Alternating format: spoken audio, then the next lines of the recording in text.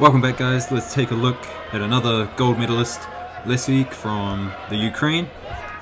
Lesiuk, he's starting to put it together, I think, kind of hitting his stride in recent years, finding out what his judo is and how he is best able to get the wins and get on top of the podium. So you're seeing a shade of it here, but this harai, goshi, makikomi that he has, really awkward.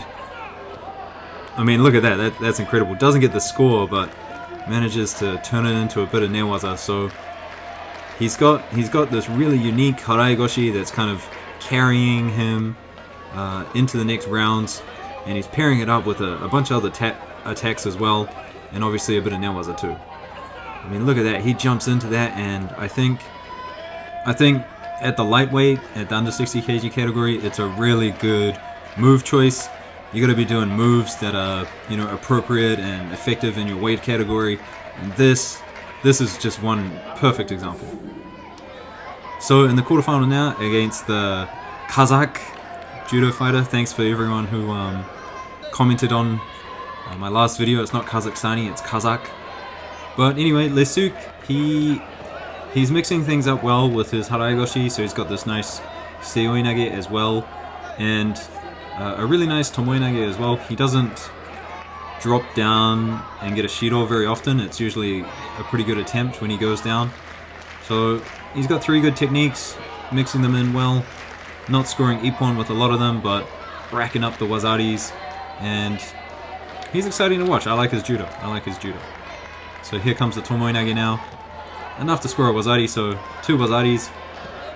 I like it when people get 2 wazaris for a win. I think it's a dominant performance, just as good as an ippon, in my opinion.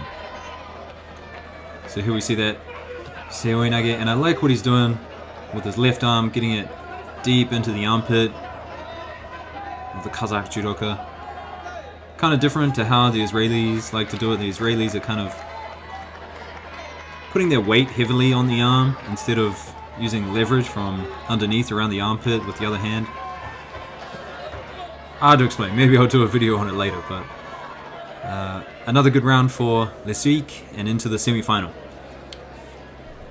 So now against the Mongolian, and you're going to see him attempt this harai goshi makikomi numerous times.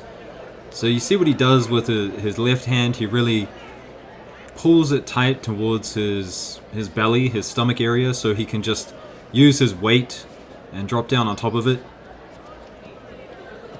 Almost gets picked up here because, I mean, if you're going to wrap your hand around your waist like that, you do set yourself up for, uranages and pickups. Here's that tomoe nage attempt again. Obviously a good enough attempt not to get a shido. And look at that. Goes in for the osodo and then changes direction. Off the grip. It is really, really interesting. And I do think at the lighter weights, this is a good technique to be using. Anyway, up a wazari, and Lesiuk just does well, throws in a good couple of strong attacks, avoids the shidos. Here you see another drop down. And you can see the emotion. He doesn't usually get this far in contests. To be in a final, I don't know how many finals he's been in, but not many, I can tell you that. So in the final against another Kazakh judoka, and this one only went 2 minutes long. So, but it's a little bit weird. He goes for that harai goshi makikomi again. Here I think that should be a wazari. No, I think it should be a wazari, but wasn't given a wazari. And then for his final attempt, same throw, gets given an ippon. And I think that one should be a wazari. So I think it should be 2 wazaris for the win instead of this one here. Would you call that an ippon?